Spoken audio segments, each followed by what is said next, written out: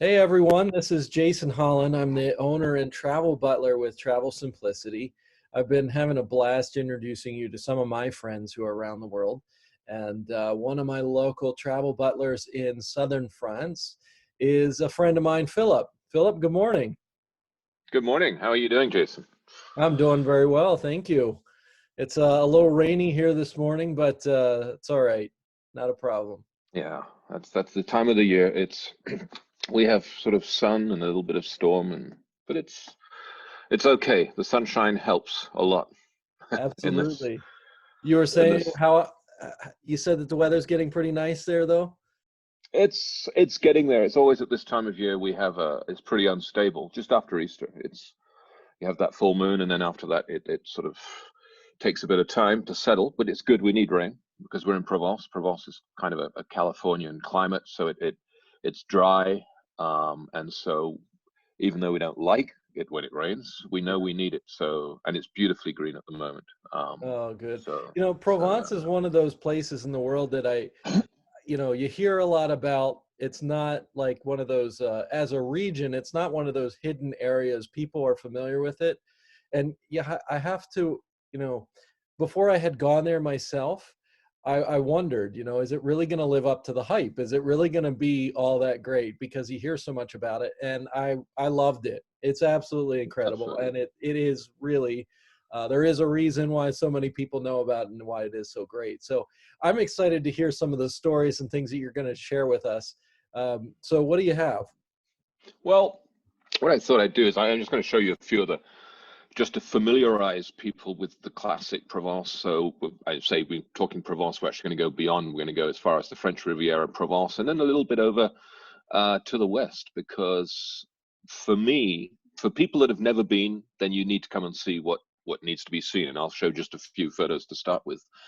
And then for the people that have been, what's great about this area is that there's always something new. And even for us, I go out rooting around on a regular basis. That's what we do. That's our business. And every time I come back with something or someone or somewhere that I didn't know about, and sort of say, wow, that was just there. And there's a famous quote by a local author who actually comes from where I live, called Jean Giono, said that Provence hides its secrets in view of all to see. So all you have to do is just look in front of you. And sometimes you just don't realize quite how beautiful things are. Well, speaking of such, you were telling me yesterday, but what is that picture behind you? That's my village. Let me just, if I block out the camera, that's where I live. And this was a photograph I took this week. So I walking with my daughter, we go out and take little photos. And that is the olive grove just at the top of my village. Oh, Um, I love it. so yeah, it's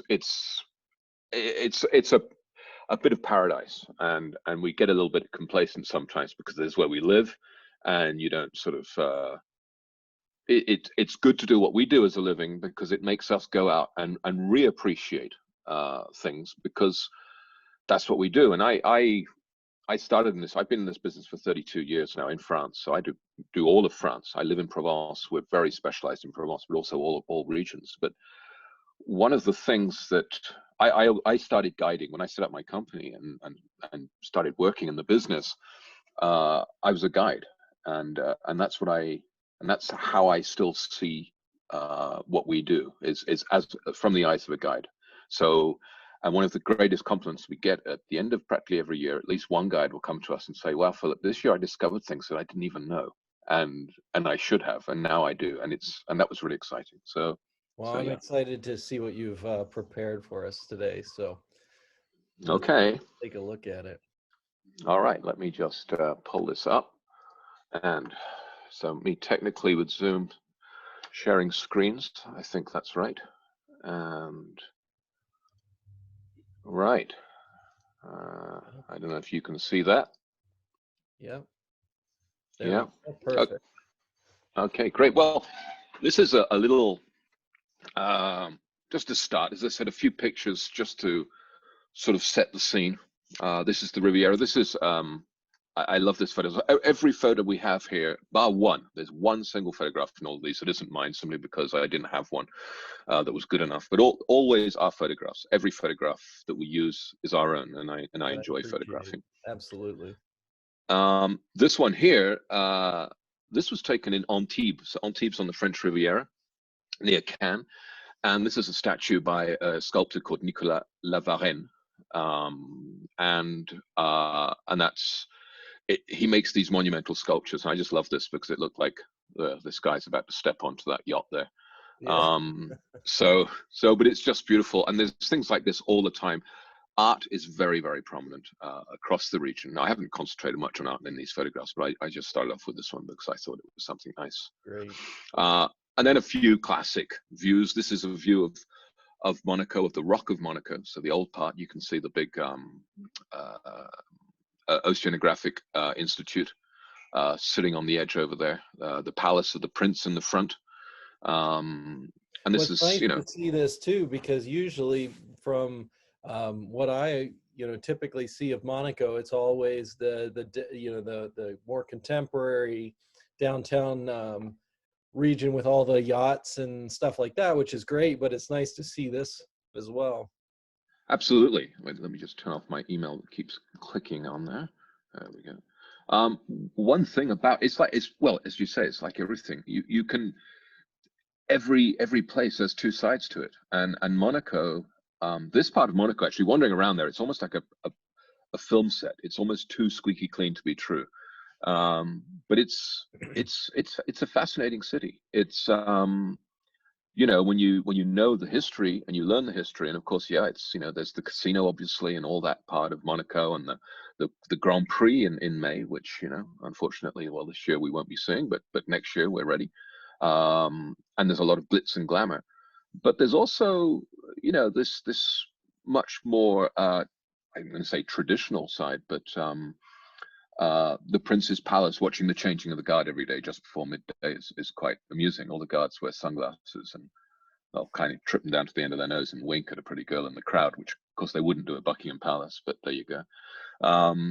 But yeah, no, Monaco is, it's definitely to see. You don't need to spend days there, obviously, but it's a place to see. And this is taken from a rock just above Monaco, called the Tête de Chien, which literally means the dog's head, and it looks like a dog's head.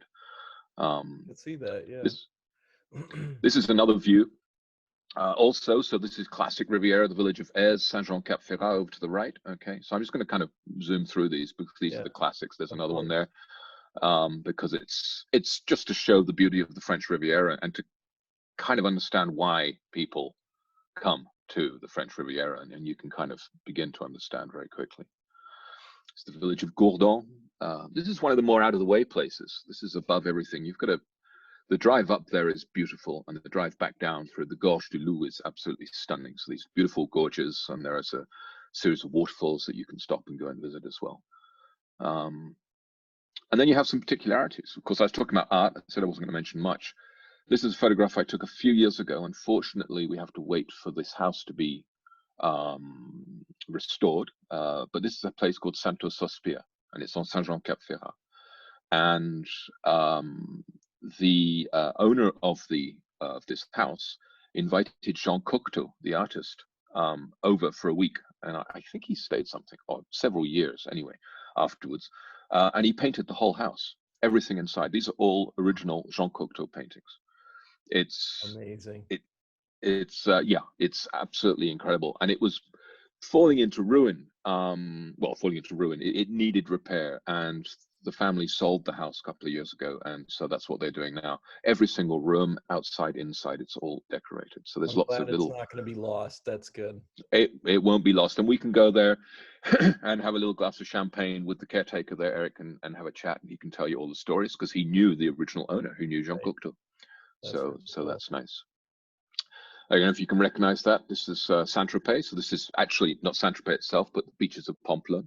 Again, why is Saint-Tropez so popular? Well, there you go. It's in front of you. This is why people came to start with. It was the beaches. And now, of course, Saint-Tropez is something very different. And it's great that you can and of course, go to the beach and be in the mountains and see the, well, there you go. the Yeah. lavender that everyone's so familiar with. Right. So this is the lavender. This is on the Plateau de Sceaux, and this is true lavender. You can tell it's true lavender because it's all different colors. You see there's different shades of the lavender. There's different types of lavender. I'm on the Lavender Endowment Fund board, which is something is being created to What does that protect even lavender. mean? Well, it's a board that's been created to protect lavender that's being attacked by a little bug. Really? Okay. And it's a leaf hopper, and it is really doing damage. And so the board was created. I was invited on the board as a representative of tourism, and so we're very, very involved, and therefore very, very well positioned to be able to take people and tell people and teach people about lavender. Yeah. So this is, as I say, true lavender on the Plateau de Sceaux. So this is 1,000 meters altitude. Yeah, I particularly like this field. Then we move over. This is the Camargue region. These are clients from a few years ago. And this is Patrick Laurent on the left there, looking in his cowboy hat. He doesn't just dress up like that for our clients. He dresses like that all the time. I've popped in there before, and he is dressed like that, and his wife as well. Great. Wonderful visits. And this is and meeting people. Human connection is something that's very, very important, and creating those friendships. That because going to visit something is one thing, but if you visit something and meet somebody local, that's the souvenir you take home. That's the thing that makes it important. And then of course you might meet one of these guys. That's not so much fun. Stay in the car and stay on the horse. Do not get off. That's what they found. These are the famous Camargue bulls. And they're very bad tempered, no matter what anybody says. So, and then, this is a nice one. So, what is that? That's amazing. So isn't it amazing? So Provence. So now we're away from the Riviera. We're in Provence now. The photograph previous was in the Camargue region, which is in the southern side. And Provence is one of the parts of the world where you will find some of the most amazing Roman, I'm not going to say ruins, but Roman buildings and structures. And this, although you can't really make it out, is the Roman theater of Orange. Wow. Now there are only 3 Roman theaters intact at this level of conservation in the world. There's this one. There's one in Turkey. I'm not going to say where it is because I can't remember.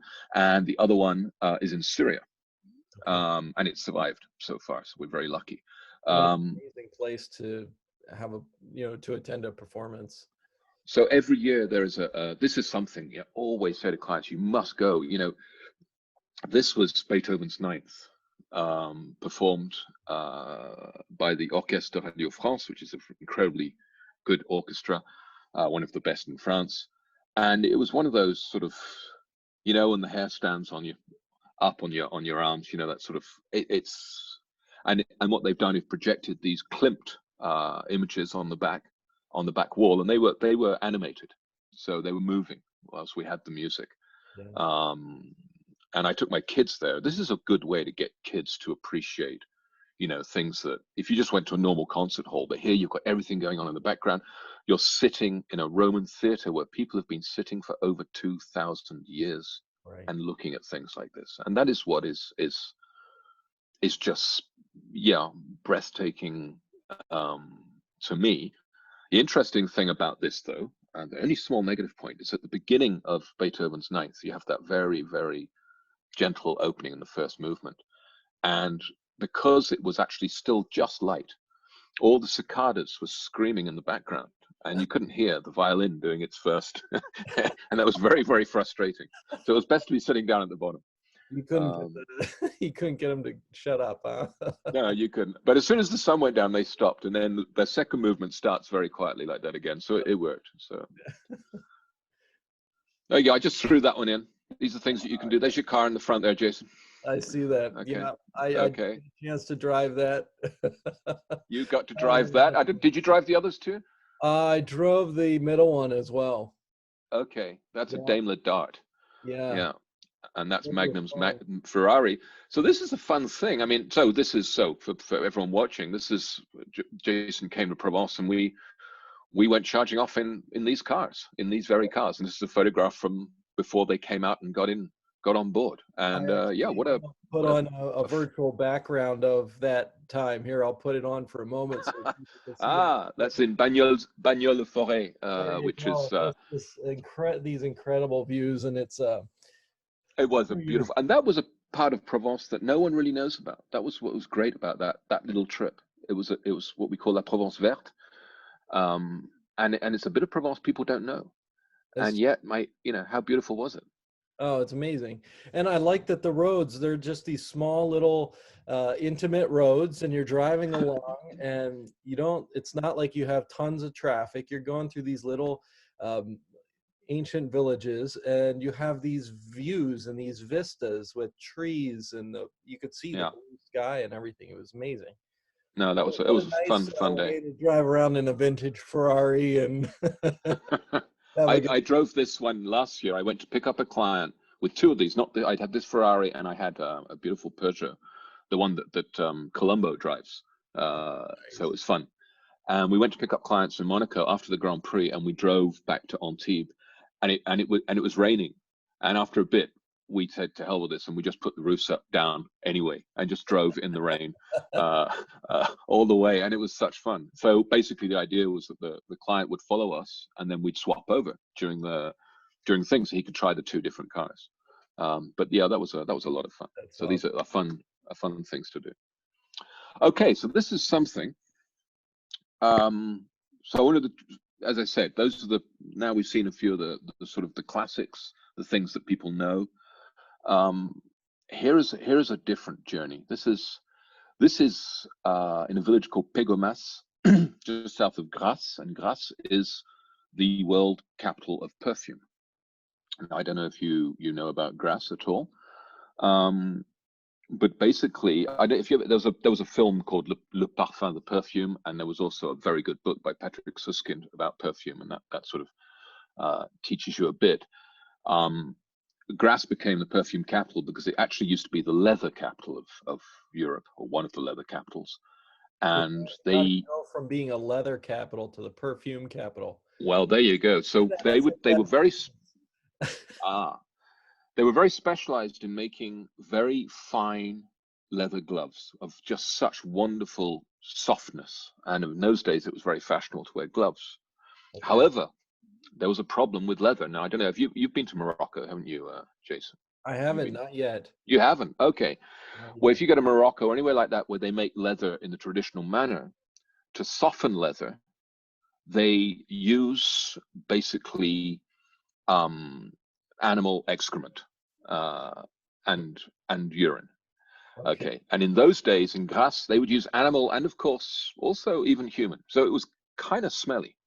And so these gloves, which were beautifully smooth because they'd been broken down by this process in this stuff, in this, liquid, gulk, whatever, but they were very, very smelly. So what they started to do in Grasse was they started to create like baths of spices. A lot of them came from the East, cloves and things like that. And then they started working on flowers. And of course, they had to understand how to extract the perfume from the flowers. But this was not at all for perfume. It was for perfuming gloves. Okay. And then one day, when this was fixed and they worked out how to do this, a pair of gloves was offered to Catherine de Medici. So if you go to the Loire Valley, and that's for another talk, that's where Catherine Medici used to hang out quite a lot. And she put on these gloves. They smelt lovely. And next thing, everyone wanted them because she was wearing them. So everyone wanted them after that. And so what did the French officials do? And they still do this to this day. This is a thing. Glove making became a really good thing. And so they taxed it massively, and to a point where actually they couldn't compete with the others from Italy. So they stopped the gloves, they stopped the leather, but they carried on with the perfume. Okay. And that is why Grasse went from leather to perfume. So they became the specialists of perfume. And what you're looking at in this picture? So talking about perfume, right? What are these flowers? These are jasmine flowers. Now it's a shame we can't do this in odorama. The power of the smell of these flowers, and not only are these aren't any jasmine flowers, and So I became good friends with the director of the International Perfume Institute in Grasse, and still am. And he could get me into these places. And this place here, this is Mul's Garden, and this is the sole supplier to Chanel. And I have to say, we can't get in there anymore, or very, very rarely. It's very, very difficult to get in. This is going to go when it's been picked, and we'll carry on here. These photographs, these are some great photographs. Look at this. This is one of the pickers. So all the pickers come from North Africa. I love that this, scent. I've never been in a field of jasmine, but I obviously familiar with it's heady. Scent. It's heady. Yeah. I had a headache afterwards when I came out of this particular day. Wow. Yeah. And here are one of the pickers. And what's amazing is Joseph Mul, who's the owner, he knows all of them by name. They always come back, the same ones every year. And there's a wonderful sort of family atmosphere. And here she is with her bowl of flowers. Here's another, this is back in the field. There you go. There's a close-up. There's some jasmine flowers. Beautiful. That's a tuberose. That's a different one. But it's in there. Here we go. This one I love. She was great. And so here they're coming in to weigh the flowers because they are paid by weight. Okay. And there we go. So this is every morning. It's an incredible thing, but we still have other gardens we go to. We have many gardens we go to. This one's just, I just particularly like these photographs. There's something very, I don't know, very exotic. Obviously, because you can see the people clearly aren't French. And so you have this wonderful feeling like you've traveled to another country when you go into this garden. You come out thinking, wow, that was like a really weird thing. I just went through some kind of warp zone and went somewhere else. But it's absolutely wonderful. The next thing, so that was just a little on the side, that was a little bit of the Riviera and how we can take you away from the classic sites and show you something that's a little bit, and we've got lots of little tidbits like that that are great. Then I was talking to you about west of Provence. So we're officially still kind of in Provence here. And this is the town of Uzès, one that we like to take people to a lot. It's really, really beautiful. The market in Uzès on the Wednesdays and Saturdays are just to die for. And the whole town is just perfectly preserved. And again, this is a place where people don't go. Yeah. Now, in your business, you know, one of the questions you'll ask is, is there somewhere where people can stay? And yes, there are two incredible hotels. There's one 5-star hotel in Uzès and one nearby. So you can stay there and use this as a base to discover so many more things. And this is something that, you know, we're always trying to do, is to take people off the beaten track. This is perhaps for people who've been before. The Pont du Gard, which is also just next to Uzès, 15 minutes away. So this is a 3-tiered Roman aqueduct. There are only 2 left in the world. That's what I was saying earlier on. It's absolutely mind-blowing when you're standing under it. Again, it's been there for 2,000 years. From one end of the aqueduct to the other, there is a level change of about 2.5 centimeters. So just so the water would flow. They were quite good, those Romans. Incredible. And when they left, everything went to ruin. And so the water channel is in the top, and you can't go into the water channel, unfortunately, because that is off bounds. So that's where we go, obviously. And this is last year with clients about to head into the water channel and discover how it all works up there.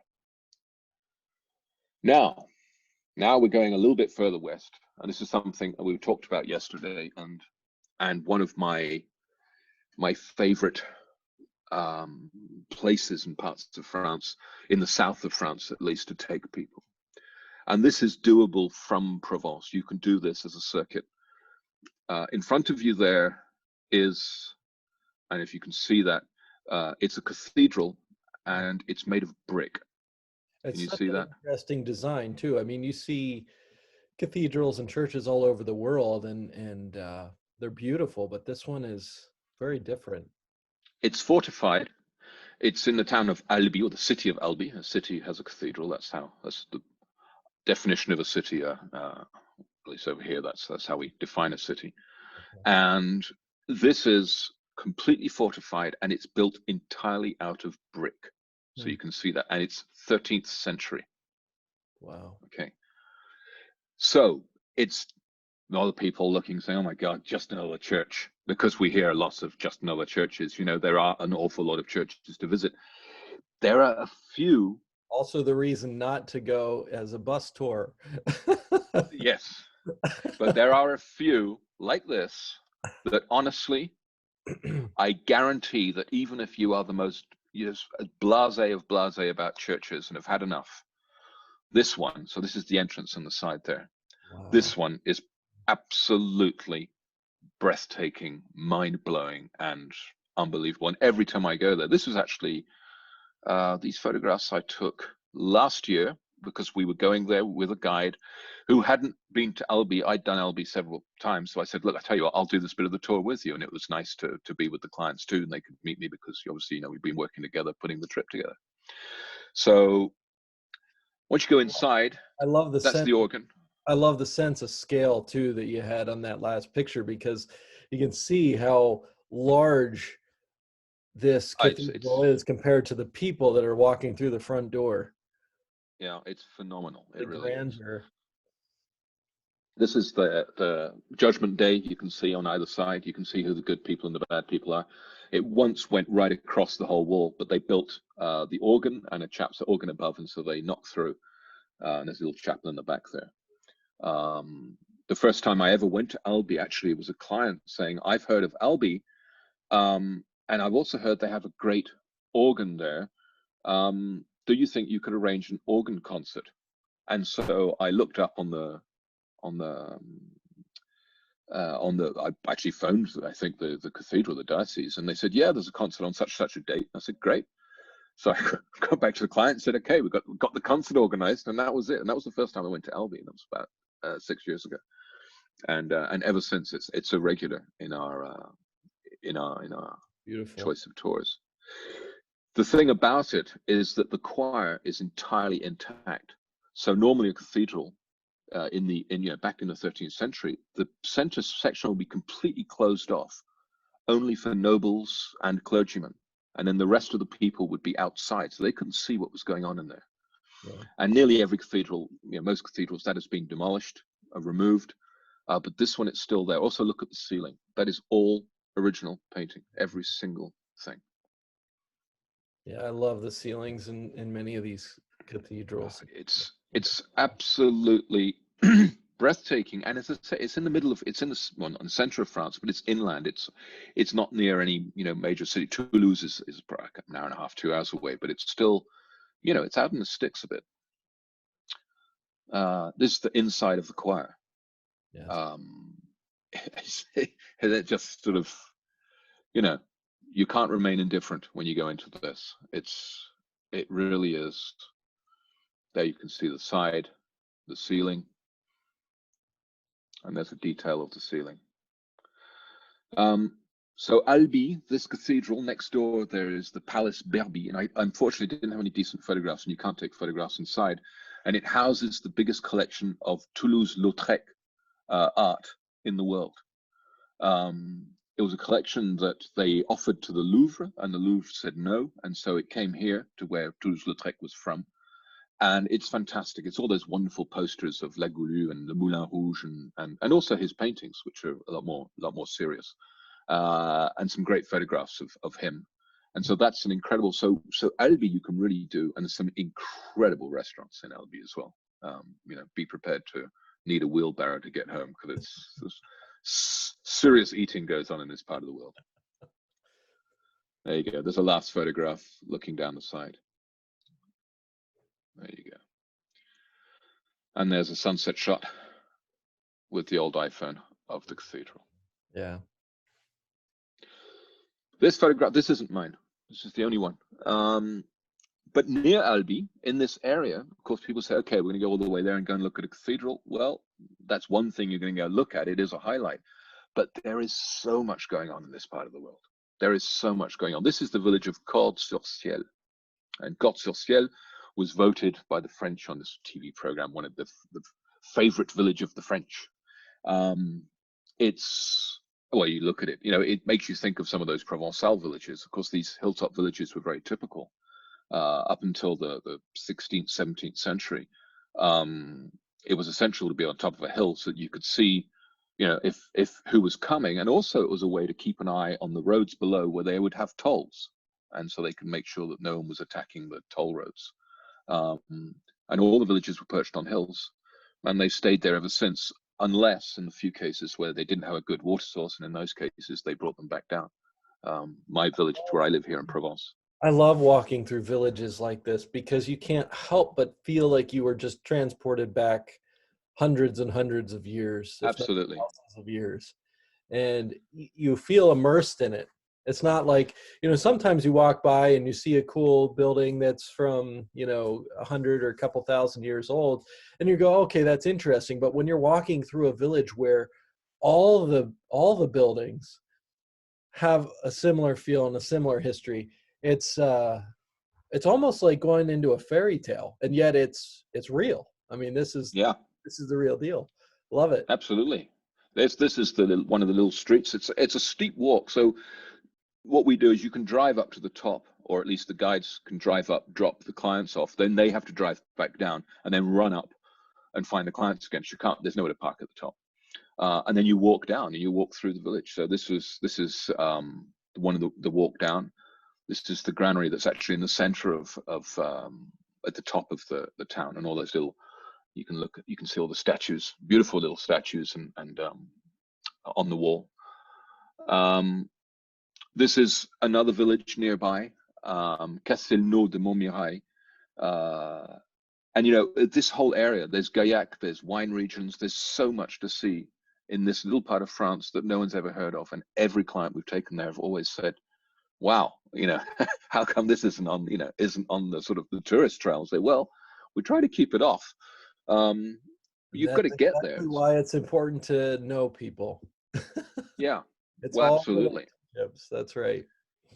And the drive there from Provence, you can stop here. Now, this doesn't seem like much, and I don't have many good photographs of this, and I tried to look for a stock shot that I could use, but I couldn't. This is interesting. You see all the roofs in this little village are all made of stone. We call it la lauze, and this is the village of La Couvertoirade. It's a village that was built by Templar knights in a place where there was no river, there was no underground water source, no lake, and yet they built this village because it was an essential spot where they could basically, pilgrims would be walking north to south, and they would have to go through this area, and so they'd pay tax. This was how it worked back in those days, and of course they'd want water, so they built these big water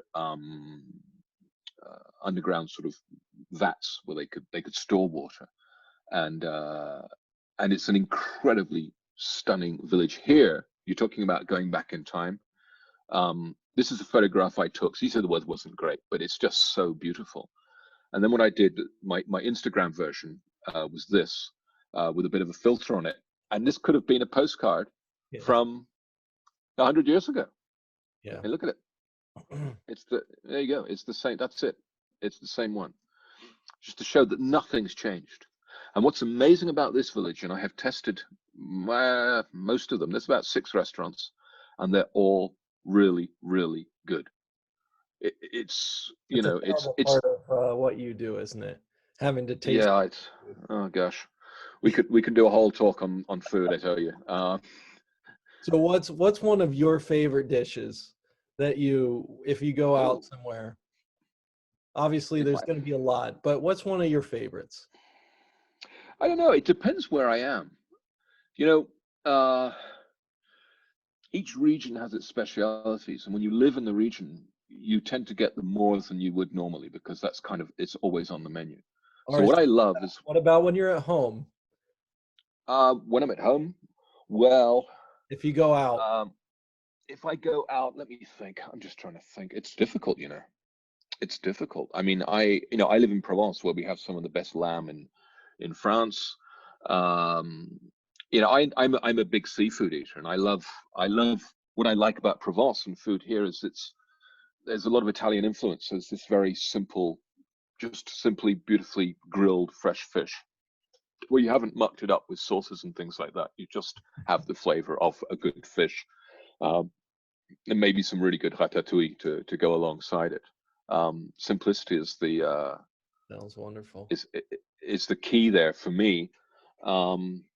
you know. But as I say, if I go to Burgundy, next thing I want œufs morettes, which are poached eggs in a red wine sauce. I mean, it's yeah. When I lived in Burgundy, I'd had enough of them. But now I'm down here, and each time I go back to go and work up there, it's the first thing I do is go into a restaurant and order œufs morettes so I can just, you know, delight in them. So it's, as I said, it depends where you are.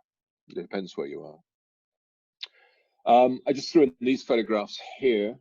This is, you may recognize, this is Carcassonne. Carcassonne's a difficult one. It's, you remember the Robin Hood with Kevin Costner? Remember that Robin Hood film? Yeah. Well, this is where it was all filmed. I mean, this place, it looks like the real deal. Unfortunately, it's too beautiful, and therefore, I do not recommend going there in the summer. It's just crawling with people. Crowds. But however, I always say to people, they say, "Oh, we want to avoid the crowds," and I said, "Well, the problem is that crowds tend to accumulate where there's something to see." Right. So what we're going to do is maybe we'll go there early. I mean, Carcassonne, for instance, look at it. This is at night. You can see that's mine or Sebastian's shadow there on the thing, waving our arms around. Going in the evening, it's really wonderful. This is on the ramparts. Oh, there's another set after that. But Carcassonne, I put it in there because it's all within that sort of Albi, La Couvertoirade, Toulouse kind of I love that area. Some of my favorite some of my favorite experiences of historic sites is at night. Yeah. It's just something special when you have that black sky and then it's lit up from the outside. And like you said, there's much fewer people there. I was walking through Rome a couple of years ago, and I went to the Colosseum, and I went in the Colosseum during the day, and I went inside and I got to see it, and it was really great. But then at night, no one else was around. I mean, it was Right. really just a few locals that were taking a walk, and it was just a peaceful, beautiful time. So I could see why it would be so nice to do this at nighttime.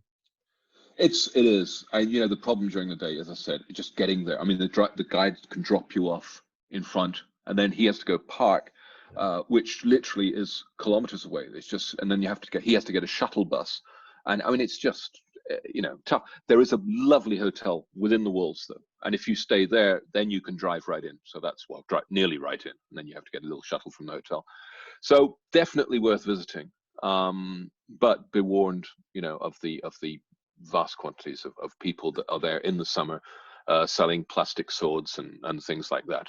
But it's, the real deal. And now here's an interesting thing. Have you seen the film Monty Python and the Holy Grail? Yeah, yeah. So you remember when they come to the French castle, they start firing animals out by catapult. Right. So that story, believe it or not, is based on truth. Okay. And Carcassonne was under siege, and I think it was, well, I'm not going to say anything silly there, because otherwise guides will hit me on the head to say who they were, but they were under siege. And one of the things they thought, because when you take a place like this under siege, it's a completely walled city, all you're doing is sitting outside and waiting for them to run out of food. Right. When they run out of food, then there's only one thing they can do, and that's get out. They come out and try to fight you off. And of course, you're surrounding them. So what they did in Carcassonne at one point, when this was going on and on and on for ages, and they had water, and there was the occasional foray, is they started firing animals over the walls to show that they had so much food that they could just, it didn't bother them. So they were firing chickens and pigs over the walls into the enemy. And so that story is actually based on, well, I'm going to say it's based on truth. Now, whether that story is really true, but that's what's been handed down. The famous story of the flying pigs in Carcassonne. So there you go. There's a historical element to everything, even the silliest things. That's great. Okay, yesterday we were talking about.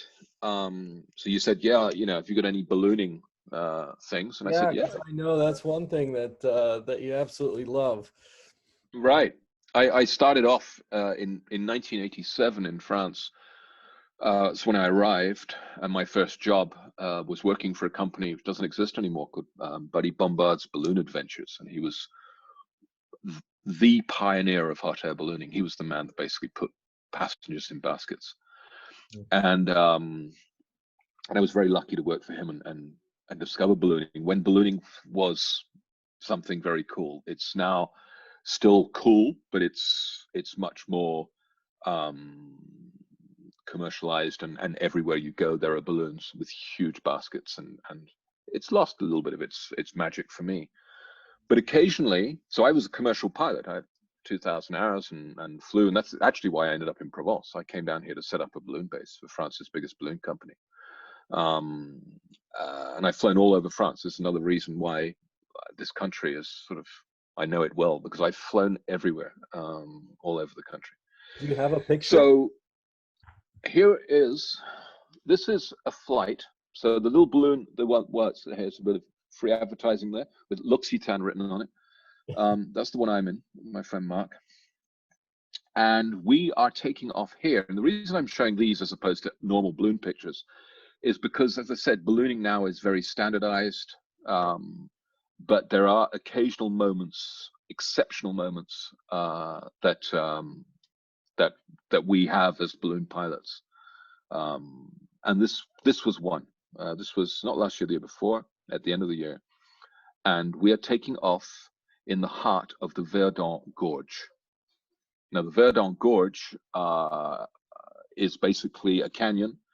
It's 23 kilometers long. It's, the French say, the most beautiful canyon in Europe. And that's a very opinionated statement, but they're probably right, actually. It is absolutely breathtaking just to visit. And this sort of moment is something you can only do when the weather and the conditions are perfect. And the simple reason is that south of here, it's all military. It's the Cône de Conjuers, and you cannot fly over that. So you need a wind that's going to take you the other way. And it also needs to be favorable so you can fly down the canyon. So this is us in flight. It's very difficult. You can see the canyon sort of, and the light was very difficult in the morning. You've got that low light, so it was difficult to get good photographs. This is one of the other balloons that took a photograph of us. There's me in the basket, just to prove that I really was there, and looking a lot less hairy than I am today, but that's to do with confinement. Get a haircut. Yeah, and trim the beard. Yeah, me too. There we are coming out the other end. You can see there's the canyon and the balloon in the background there.